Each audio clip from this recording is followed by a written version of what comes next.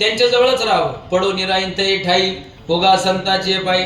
ती म्हणून बाकीचे काय महाराज म्हणजे बाकीच्या नादी लागू नका, त्यांच्या जवळ राहणं हेच आपलं भाग्य, बाकीचं भाग्य नाही. कोणतं? अभंगाच्या तिसऱ्या चरणात भाग्य तरी नो हे धन पुत्रदारा, भाग्य तरी नो हे धन पुत्रदारा, भाग्य तरी नो हे धन पुत्रदारा, भाग्य तरी नो हे धन पुत्रदारा, भाग्य तरी नो हे धन पुत्रदारा,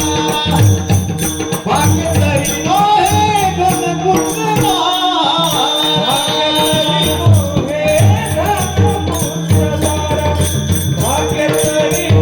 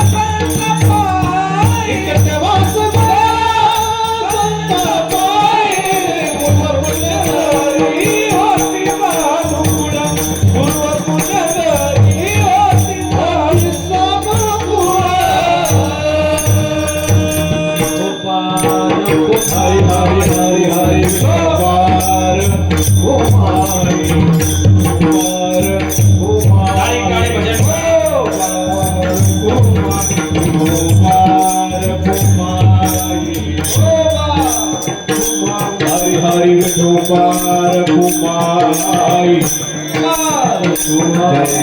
Gopal Kumai, Gopal Kumai, Hari Jai Jai Gopal Kumai, Gopal Kumai,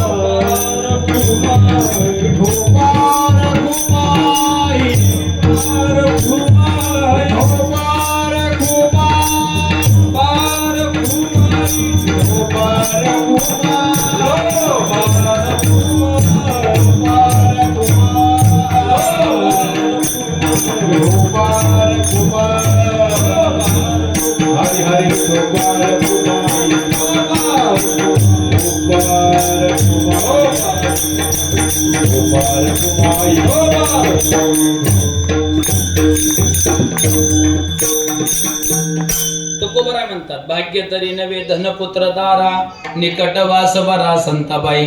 आपण सगळेजण भाग्य कशाला म्हणतो माहितीये का? पहिली गोष्ट भाग्य तरी नवे धन, पैशाला भाग्य म्हणतो. लय पैसा मिळाला का माणसं म्हणले लय भाग्यवानी बरं का, लय भिकारी होतो, लय जागीरदार झाला. पण ऐका, पैसा किती असू दे, मी नेहमी सांगत असतो 10 कोटीचा बंगला असला तर कोणाला टेरेसवर जाळतात का? नाही ना. बंगला कशाला म्हणायचं माहितीये का? जिथे गेले आम्हाला कोणी उठ म्हणत नाही, त्याचं नाव बंगला. आणि प्रत्येकाच्या गावची स्मशानभूमी ज्याचा त्याचा बंगला आहे महाराज.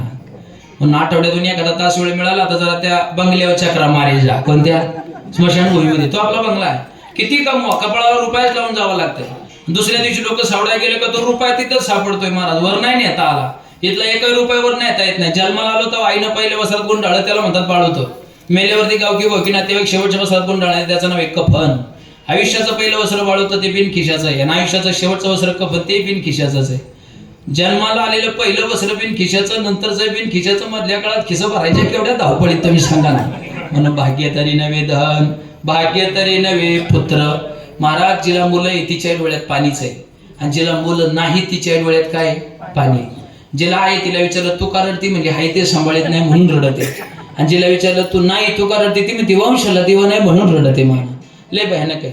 नितीन भाऊ, मी आता गावाचं नाव सांगतो, तुम्हाला काय तिथं संपर्क करायचा करा.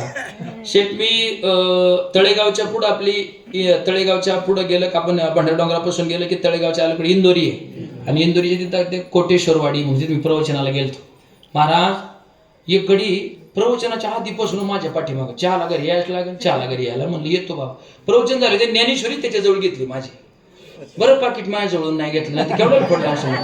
आणि मग रवी महाराज मला त्याचा आग्रह काय आठवताना आला. तो माझ्या गाडीत पुढं बसला की रस्त्याने त्याची आई अशी काठी टेकत चालली. तो म्हणला महाराज माझ्या आईला गाडीत घ्या आणि घरी चला, तर मी दुसऱ्याच्या मोटरसायकलवर येतो. म्हणलं काय मातृ बघताय हा. महाराज ती म्हातारी गाडीत बसली, आणि गाडीत बसल्यावरती ती माझ्या सीटावर बसल्या नितीन भाऊ 2-4 वेळा सारखे रामकृष्ण हरी रामकृष्ण हरी राम. म्हणलं आजी काय झालं? म्हणले महाराज तुमचं शीट अपवित्र झालं. म्हणली का? म्हणली माझा नालायक पोऱ्या शिटावर बसला होता. नारा काय भानगडे म्हणजे ज्याच्या इकडे चहा प्यायला चालू मगापासून बोललो तू चहा प्यायला चालू. म्हणली महाराज त्याच्यात तुम्ही बोलण्यावर जाऊ नका. म्हणली माझ्या नवऱ्याने मी 22 म्हशी सांभाळल्या. म्हणली आम्ही गावकीच्या सगळ्या विरोधात. माझा नवरा पिंपरी चिंचवडला दूध घेऊन जात होता. म्हणजे कार्ट्यांना 2-2, 4-4 गुंठे एका एकाला म्हणजे तळेगावला घेऊन दिलं. मोठ्या बिल्डिंगा बांधून दिल्या. आमच्याकडून सह्या घेऊन गेले.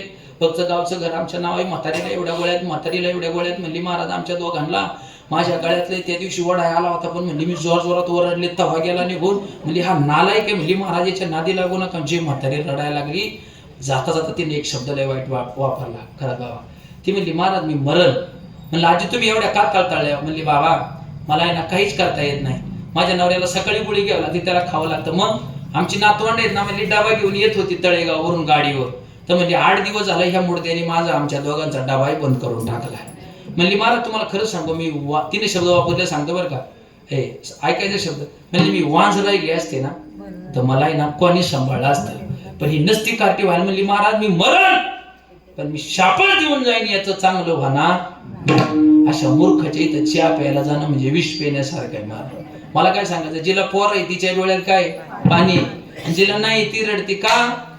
भाग्य नाही ते. भाग्य तरी नवे धनपुत्र दारा. दारा म्हणजे बायको. बायको कसं भाग्य नाही? महाराज बायकोचं काम कसं असतं माहितीये का? सदा शृंगार भूषणे कांतालवे बहुमाने. सारखं तुम्ही तिला ना साड्या आणि जा. तिने जर नाही रोज नवीन पदार्थ करून खायला घातला तर तिथून पुढं मान. आणि मी एका दिवशी ते गेलं का मग ते अवघड होतं. सांगतो दृष्टांत संभवत होता शेवा. आपला मंचरचा इकडे रोज आमच्या चाकांच्या MIDCत कामाला जायचं. त्याला एक तंबाखू खायची सवय होती. पण कंपनीत तंबाखू नव्हते खाऊन देत. बायको सारखी बोंबलायची तंबाखू खाऊ नका तंबाखू खाऊ नका. ते नाही ऐकायचं. त्याला आली एक दिवशी तलक 12 वाजले त्यांनी मॅनेजरचा डोळा चुकवला ना असं गेटच्या बाहेर गेलं लांब गाडीपर्यंत. तिथं तंबाखू मळली खाली. महाराज नशीब एवढं चांगलं की कंपनीत गॅसचा स्फोट झाला. 100 कर्मचाऱ्यांपैकी एकटंच जगलं. 99 जोडून मेले. आणि 99 जोडून मेल्याच्या नंतर मग महाराज अग्निशामक दलाच्या गाड्या आल्या. पोलीस यंत्रणा आली. पत्रकार आले. मुंबईवरून कंपनीचा मालक चाकणला आला. पत्रकारांनी विचारलं 99 कर्मचारी गेले तुम्ही त्यांचं काय करणार? तो म्हणला काय नाही त्यांचे जे वारस आहेत त्यांना प्रत्येकाला दुसऱ्या कंपनीत परमनंट करणार म्हणला माझ्या. आणि सध्या त्यांच्या बायका मुलांना आसरा म्हणून जे 99 कर्मचारी गेले त्यांच्या बायका मुलांच्या नावावरती उद्याच 8 वाजेपर्यंत 25 लाख रुपये टाकून देणार म्हणला. हे कोणी ऐकलं? तो म्हणला मोरदे जगलो तर 25 कवाय कमावता येतील. ते लगेच इकडे आलं मनसरला. बायको असं औषध आहे महाराज. लवकर घरी जावं तरी प्रश्नच विचारते. उशिरा गेलं तर मग तो प्रश्न विचारते. मान हे लवकर आले ते म्हणते काय आज हाबडे आहे का? तो म्हणला आज मी फुलडेच वर जाणार होतो हाबडे आलोय. मग ती म्हणली काय झालं? मला सारखी मायनावली बोंबलं ती तंबाखू सोडा. म्हणला आज तंबाखून वाचावलंय पठ्ठ्याला. ती म्हणली कसं काय? म्हणला मी गेटवर तंबाखू खायला गेलो माग कंपनीचा स्फोट झाला. गडी रडायला लागला. का मित्र गेले मॅनेजर गेला सगळी माणसं गेली. तिनं चहा कॉफी केलं त्याजवळ बसली. नका रडू जाऊ दे आता नशिबाचं झालं तुम्ही वाचले बरं. आम्ही काय पाहिलं असतं माया पोरांनी काय पाहिलं असतं आम्ही कोणाकडे बघून जगलं असतं. तो म्हणला मग ती हळूच त्याला म्हणली खाव हे जे 99 कर्मचारी गेले त्यांना तुमच्या मालकाने काय दिलं असेल ना? तो म्हणला मग दिलं ना. काय म्हणजे त्यांच्या वारसाला तर परमनंट करणार आहे दुसऱ्या कंपनीत. पण उद्या 8 वाजेपर्यंत त्यांच्या बायका पोरांच्या नावावर 25 लाख टाकणार आहे. महिला म्हणलं आता तिनं काय केलं? मला ती जोरात बोंबलायला लागली अजून. तो म्हणला तुला काय झालं रडाया? नितीन भाऊ ती रडता म्हणली बाई 10 रुपयाच्या गाय छापणी ग माझं 25 लाख बुडावला. हसू नका. आपला असंच आहे फक्त आपल्या कंपनीला आग लागली नाही अजून. ती एकदा लागली का आपली परिस्थिती तीच आहे. महाराज म्हणले भाग्य तरी नवे धनपुत्र दारा. मग काय करा? निकट वास बरा संतापाई. आणि वेळ आली तर त्या संतापाई जीव दिलेला सुद्धा बरा. अभंगाचं शेवटचं तू का म्हणे